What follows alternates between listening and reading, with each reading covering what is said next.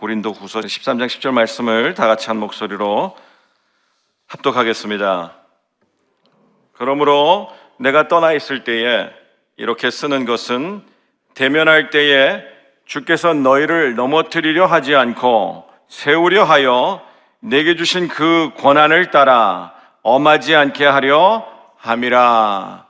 아멘. 세워주는 사람이라는 제목으로 함께 하나 나누겠습니다. 사람들은요, 보여진 대로 판단하고 생각하고 결단합니다. 어릴 때는 판단력이 별로 없어요. 그래서 사람을 보고 특히 이성교제할 때, 젊을 때 그 사람이 어떤 사람인지 잘 모르니까 실수를 합니다.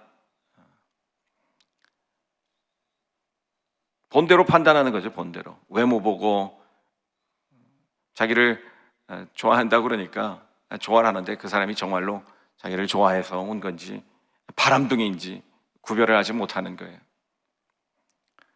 어떤 사람이 영리적인 목적으로 사람을 속이기 위해서 다가오는데 그 사람을 구분할 방법이 있나요?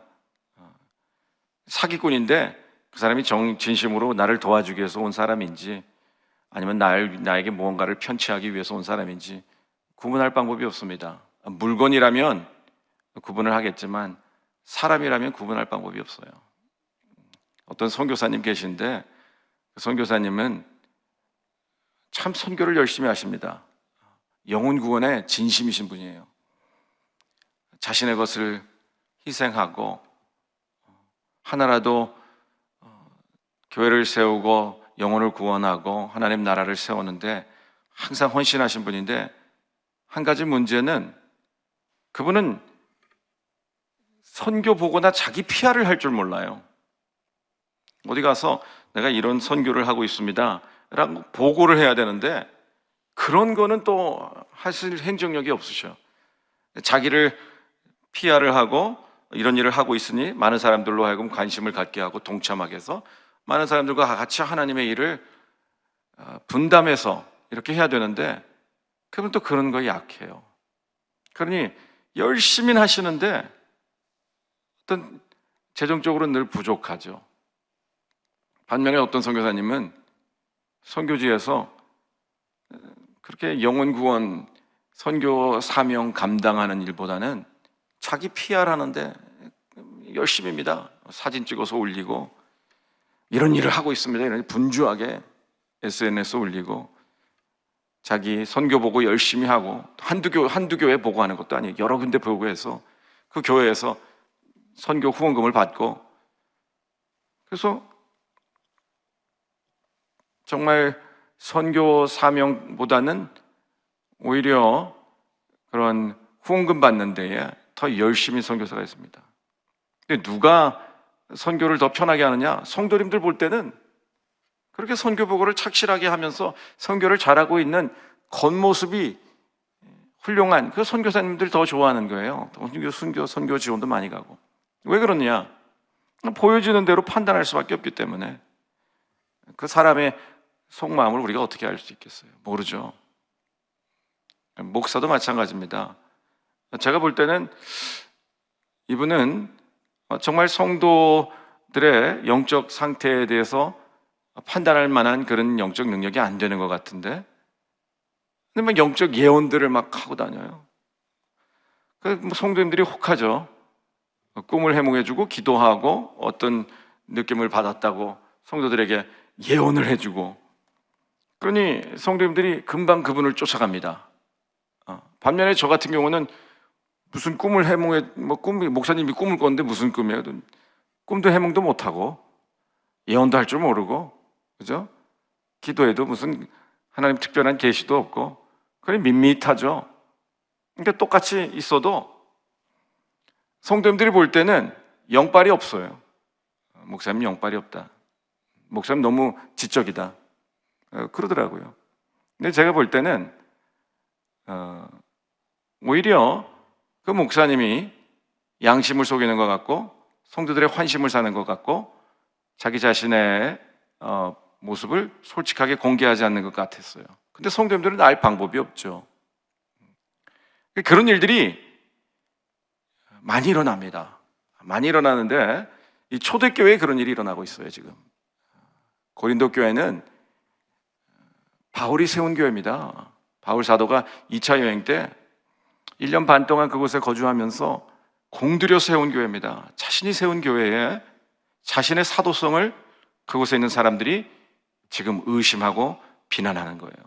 거짓 사도들이 들어와서, 거짓 사도들이 들어오면요, 거짓 교사들이 들어오면요, 언제나 그렇습니다. 지금 교회도 그렇고,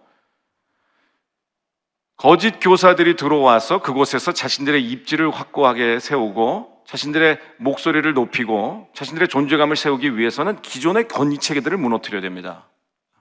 그래서 신천지가 만약에 우리 교회에 들어왔다, 그러면 가장 먼저 하는 것은 무엇이냐? 바로 담임 목사를 공격합니다. 그 교회에 있는 교육자들을 공격해요. 그 교회의 권위 체계들을 무너뜨려야 그 교회에서 자신들의 입지가 살아나기 때문에. 그래서 성도님들은 편안하게 아무렇지도 불만도 없이 신앙생활 잘하고 있었는데 갑자기 성도들로 하여금 문제의식을 갖게 해요. 제가 있던 교회에, 예전에 있던 교회입니다. 아무런 문제도 없던 일인데 갑자기 어디서부터 이상한 소문이 들려오기 시작하는데 그 소문의 근원은 무엇이었느냐? 왜 그 교회에 모든 성도들은 다 자기 전용 주차 공간이 없는데 왜 담임 목사님만 전용 주차 공간이 있냐 이거예요. 그죠?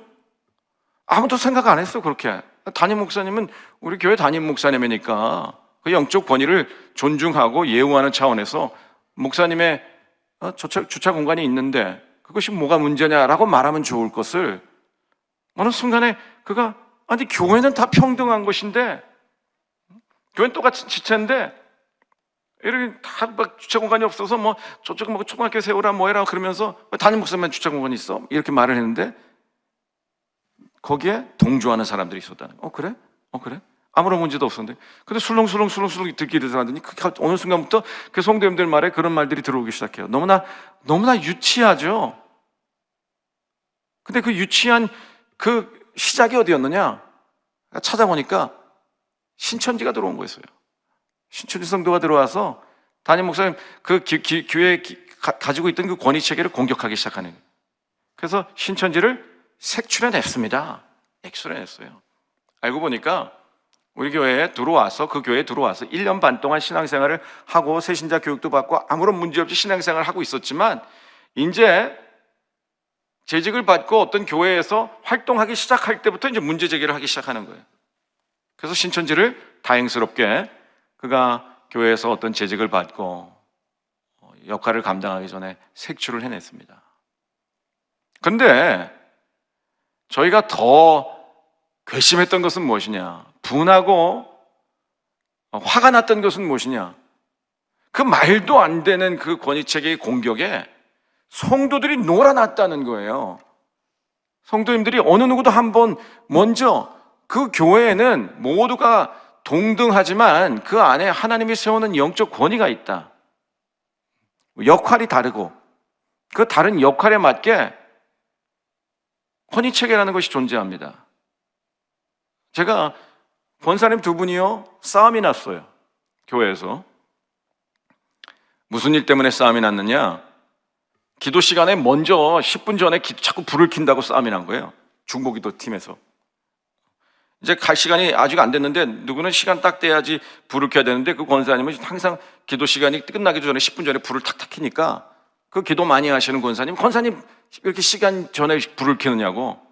그래서 그 말투가 기분이 나쁘다고 또 그 권사님이 네가 뭔데 나한테 소리를 지고 이래라 저래라 하냐. 내가 지금 중보기도 담당하는 지가 벌써 20년 30년이 넘었다. 뭐 이래가지고 권사님들끼리 싸움이 났는데 그거 제가 중보기도 담당이었거든요. 권사님들 두 분을 모시고 권사님 교회에서는 목소리가 이렇게 언성이 높아지지 않았으면 좋겠습니다. 우리 권사님들이 안 했어요. 저는 권사님들이 저의 권위에 순종해 줄 줄 알았습니다. 아무리 제가 권사님들 아들뻘도 안 되지만 교회라는 게 권위체계가 존재하기 때문에. 근데 처음에는 어렵게 목사님 그런 의도가 아니었고 이렇죠. 이 권사님 저에게 소리를 질러서 저도 모르게 소리를 질렀습니다. 내가 언제 소리 질렀어? 네가 소리 질렀잖아.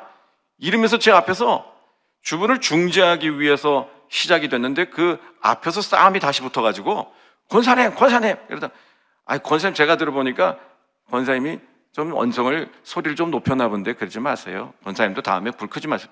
목사님 왜 이 권사 편을 드십니까? 뭐 이러면서 저를 공격하기 시작하는데 도저히 거기서 대화가 안 됩니다. 이런 일이 일어나요. 그래서 거기서 권사님 두 분 다 이제부터는 제가 새벽 설교를 할 때나 무슨 설교를 할 때나 중보기도 설교를 할 때나 권사님들은 들어오지 마십시오. 왜? 이 교회에서 지적으로 연령으로 더 부족하고 연약하고 모자라도 하나님께서 설교자를 세울 때는 하나님이 아론의 제사장으로만 하여금 제사를 받으셨던 것처럼 더 아무리 세상적으로 똑똑해도 이 강단에 부족하고 더 무식한 저가 설교를 하나님 세우게 만들어 놓은 거예요. 그래서 나보다 더 무식하고 문화적으로 인격적으로 소양이 부족한 자가 이 강단에서 설 때 그 연약한 자를 세워놓으신 하나님의 권위 앞에 여러분들이 연약한 존재라는 것을 늘 인식하게 만들어 놓은 거예요. 그런데 그 권위를 인정하지 않으시면 권사님들은 앞으로 권사님들 혼자 스스로 신앙생활을 잘할 수 있다는 그 고백으로 제가 느꼈습니다. 그 생각으로 느꼈습니다. 그래 앞으로 교조합시다. 권사님들이 가셨어요. 가시고 나중에 와서 목사님 저희가 잘못했습니다. 권사님 저희가 잘못했습니다. 따로 개별적으로 오셔서 문제가 해결됐습니다. 여러분 권위라는 것은 반드시 존재해요. 그러나 그 권위에 비천하고 존귀한 차이가 없고 높고 낮음의 차이가 없다 뿐이지 그 권위에 순종하지 않는 조직, 권위가 없는 조직은 있을 수가 없는 거예요. 근데 그럼에도 불구하고 그 어느 누구도 교회 담임 목사님이 권위가 있으신 분인데 그 권위에 순종하고 권위를 예우하고 존중해서 그 주차 공간이 있는 게 뭐가 나빠? 라고 말했으면 아무 문제도 안 될 건데 거기에 뭐 술렁술렁 해가지고 그 목사님은 뭐 차 세워놓지도 않는데 그 공간에 맨날 비워놔야 돼? 이러면서 문제가 시작됐는데 그러니까 그 신천지는 색출해 냈는데 그 다음부터 담임 목사님이 성도들을 바라볼 때 얼마나 그 마음 가운데 성도를 향한 불신이 있었겠어요. 그렇죠? 지금 고린도 교회에 동일한 사건들이 일어나고 있습니다. 자기가 2차 교회 때 세웠던데 거짓 교사들이 들어와서 그것을 다시 중지하고 해결하려고 갔다가 2차 거기 2번 방문했을 땐 2번째 방문도 들어가지도 못하고 문전박대 당하고 계속 고린도 교회의 문제들이 계속 소문으로 들려오는데 바울은 그것을 중지하기 위해서 해결하기 위해서 이제 다시 3번째로 그 고린도 교회에 방문하기 전에 내가 그곳에 방문하면 법대로 고지곧대로 할 것 같으니까 내가 너에게 먼저 편지를 쏜다. 가서 너에게 법대로 고지곧대로 엄격하지 하지 않기 위해서 이러한 편지를 쓰는데 그 부드러운 권면을 제발 들어주길 바란다라고 오늘 편지를 쓰고 있는 거예요. 편지 쓰고 있는 거예요. 1절 2절에서 강경한 모조로 말합니다. 내가 3번째 너희에게 가리니 두세 증인의 입으로 말마다 확증하리라. 이 말은 무엇이냐? 이제는 내가 가면은 부드럽게 권면하고 부탁해서 문제 해결하지 않고 두세 사람 세워서 증인 세워서 교회 법대로 하겠다는 거예요. 누가 교회 거짓 교사들에게 놀아났는지 판단이 틀렸는지 문란을 일으켰는지 선동되었는지 찾아서 이젠 교회 법대로 교회 리더들 앞에 세워서 출교시켜버리겠다는 거예요. 그런 뜻이나 마찬가지. 지금 현대교회로 말하면 강경하게 내가 이제는 다시 가면 내가 너희를 용서하지 않겠다. 진짜 용서하지 않겠다는 말이 아니라 그만큼 빨리 돌이켜라는 거죠. 고린도 교회에 문제가 많았습니다. 고린도 교회는요 그 항구 도시였고 문화 중심지였기 때문에 거짓 교사들이 들어와서 그 예수의 복음으로 시작된 교회를 자꾸 유대화시킵니다. 율법을 지켜야만 된다 그러고, 그리고 그 고린도 교회는 아르테미스 신전이 있었죠. 아주 막 성적으로 음란한 그런 도시였기 때문에 그런 성적인 사회적인 그 세상 문화들이 교회에 들어와서도 교회에서도 그 음란한 문화들이 있었고 은사의 남용이 있었고 막 와서도 사도들끼리 막 서로 막 높낮이 누가 더 귀하고 높으니 막 싸움이 있었고 이런 문제들이 있었는데 그 교회 문제를 해결하려고 지금 바울이 가기 전에 권면하는 거예요. 권면하는 거. 고린도 교회 우리가 13절 읽었는데 14장에 보니까 이런 문제들이 있었습니다. 20절, 내가 갈 때에 너희를 내가 원하는 것과 같이 보지 못하고 내가 너희에게 원하지 않는 것과 같이 보일까 두려워하여 다툼과 시기와 분냄과 당짓는 것과 비방과 수군거림과 거만함과 혼란이 있을까 두려워한다. 내가 갈 때에 너희에게 더러움과 음란함과 호색함과 회개하지 않음 때문에 내가 슬퍼할까 두려워한다. 그러니 이런 것들을 제거하라는 거예요. 제거하라는 거예요. 여러분, 바울이요, 그 교회 세우고 자신은 전도 여행을 다니는데 그 교회에서 지금 이단 시비가 붙고 거짓 선지자들이 들어와서 복음을 왜곡시키고, 그리고 처음에 바울이 교회를 세울 때는 정말 그 교회에 성전을 세우기 위해서, 하나님 나라를 세우기 위해서 세운 게 아니야. 바울은 전도하는 사람이야. 그 전도하면서 돈이 필요하니까 교회 세워놓고 그 성도들로 하여금 선교 재정 충당하려고 그러는 거야. 이런 엉뚱한 소문들이 드러내, 말도 안 되는 유치뽕짝. 그거에 처음에 바울은 변호하지도 않아요. 근데 그런 일들이 계속 벌어지니까 이제 스스로 자기를 변호할 수밖에 없는 거예요. 구차스럽고 유치하고 창피하게. 그래서 바울이 자기를 변호합니다. 얼마나 미웠겠어요. 생각을 해보세요. 자기가 개척한 교회에 자신의 사도성을 부인합니다. 바울은 예수를 만나지도 않았어. 예수님께 부름받았던 제자가 아니야. 그가 예수의 핍박자였다가 갑자기 예수의 전도자로 돌아다니면서 세계 여행하면서 돌아다니는 거, 지금 교회 짓고 자기 재정 충당하기 위해서야. 막 이런 소문들이 들려올 때 바울이 얼마나 분했겠어요. 그런데도 참아냅니다. 참아내면서 바울이 모든 우리 지금 교회에 들어오는 이것들은 전부 다 교회 이단 시비가 붙는 뭐 신천지나 JMS나 다 똑같습니다. 조직을 형성하고 그 조직 안에서 하고 싶은 것들은 전부 다 음란함과 당짓고 싸우고 다투고 이런 일들을 하는 거예요. 바울이 묵묵히 참아내다가 자기를 변호하는 것이 오늘 고린도후서 11장 10장부터 13장 구절입니다. 자기를 자랑하는 거짓 사도들처럼 내가 나를 자랑해도 나는 하나 부끄러운 것이 없다. 내가 내 입으로 이런 말해서 민망하고 부끄럽지만 나를 어리석은 사람처럼 나를 여기도 좋다. 그러면서 나도 한번 자랑해볼까? 하면서 자랑하는 것이 뭐예요? 내가 고린도 교회 세워놓고 너희 교회 세워서 언제 한번 여기서 재정을 나한테 도와달라고 부탁한 적이 있어? 내가 다른 교회, 수많은 교회 개척하고 그 개척한 교회에서 오히려 그들에게 돈을 탈취하듯이 받아가지고 너희 교회를 도왔던 거 기억하지 못하느냐? 얼마든지 내 사도성을 중요하고 너에게 사례를 받고 보수를 받을 수도 있을 만큼 내가 그것을 거절했던 것 알지 못하느냐? 내가 40에 한한 감한매를 5번 맞고 내가 태형으로 3번 맞고 옥에 갇히고 굶주리고 헐벗고 추위에 떨면서 옥에 갇혀서, 그러면서도 늘 생각했던 게 이 육체적으로 고통당한 건 아무것도 아니야. 내가 세웠던 교회들이 오늘 잘 지내고 있는지 평안한지 그것을 생각하느라가 눌려 지냈던 거 너희는 알지 못하느냐?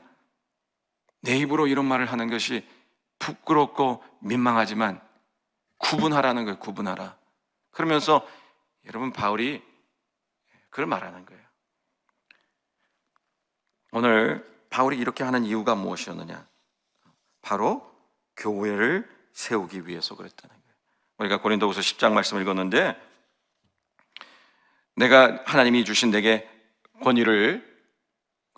내게 주신 권위는 너희를 넘어뜨리게 한다는 것은 너희를 무너뜨리기 위해서 하는 것이 아니라 너희를 세우기 위함이다.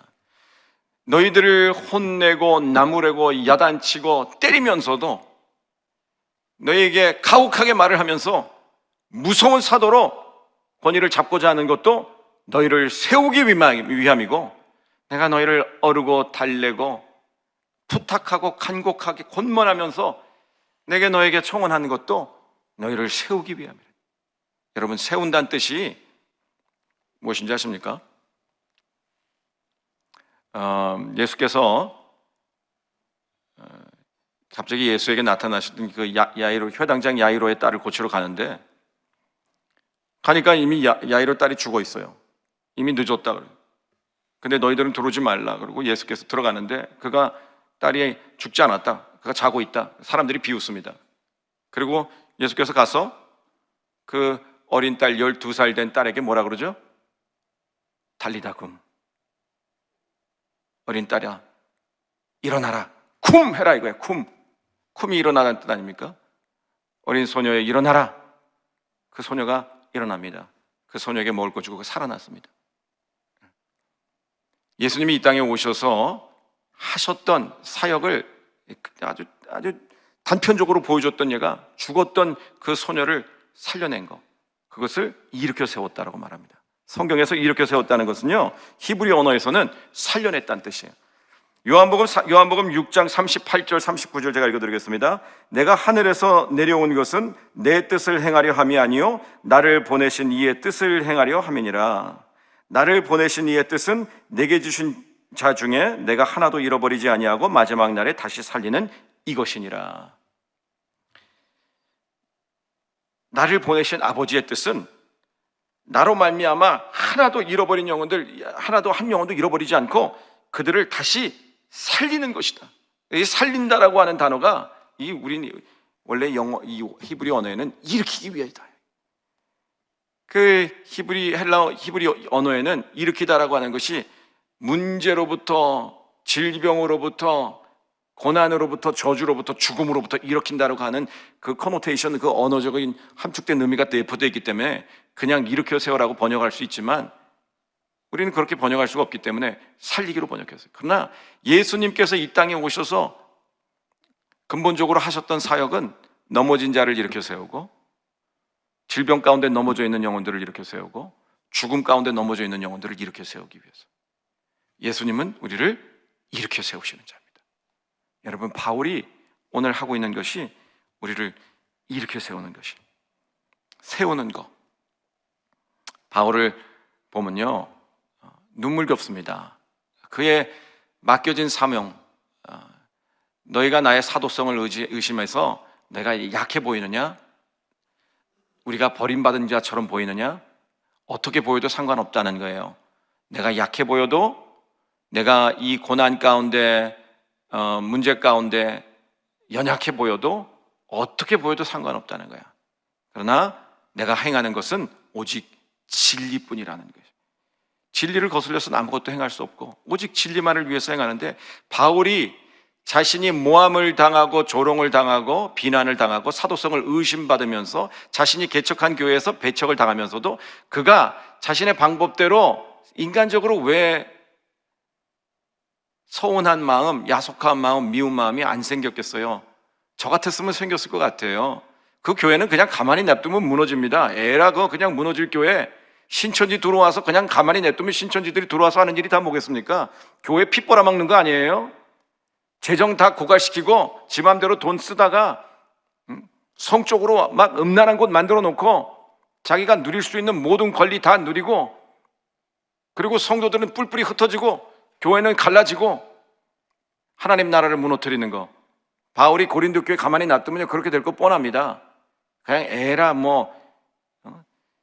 사리 분별을 못하는 어리석은 이제 막 예수 믿기 시작한 초심자들, 한번 니네가 심어놓은 그 저주의 씨앗을 한번 겪어봐라. 그리고 가만 내둘 수도 있어요. 그런데 바울은요, 어르고 달래고 협박하고 혼내고 야단치면서 그 교회를 다시 세워가는데, 바울을 자신이 정말 부끄럽고 미련하고 나 이런 말 하기 싫은데 나도 사도성이 있어, 나도 교회를 개척할 때 어느 것 하나 돈 안 받았잖아, 그런 말 하면 부끄러우면서 자기를 변호하고 입증하면서 어떻게 해요? 그 교회를 세워가고 있어요. 이것이 여러분, 복음의 진리 앞에 충성하는 사명자의 모습입니다. 우리가 배워야 될 모습입니다. 그리고 이 모습은 바울이 이렇게 할 수 있었던 것은 바로 예수님의 모습이기도 합니다.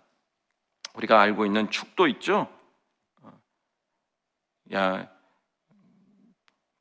우리가 축도하잖아요. 민수기 6장을 보통 외국에서는 하는데 우리는 예수님의 크신 은혜와 하나님의 크신 사랑과 성령님의 교제하심, 교통하심이 이곳에 계신 우리 성도님들에게 영원토록 임할지어다. 바울이 솔직히 말하면 고린도 교회 하나도 예쁜 거 없어요. 예쁘지 않은데 그들에게 편지를 쓰면서 고린도 후서 마지막 13장 13절에 그들을 축복하면서 끝이 납니다. 주 예수 그리스도의 은혜와 하나님의 사랑과 성령의 교통하심이 너희 무리와 함께 있을지어다. 여러분, 오늘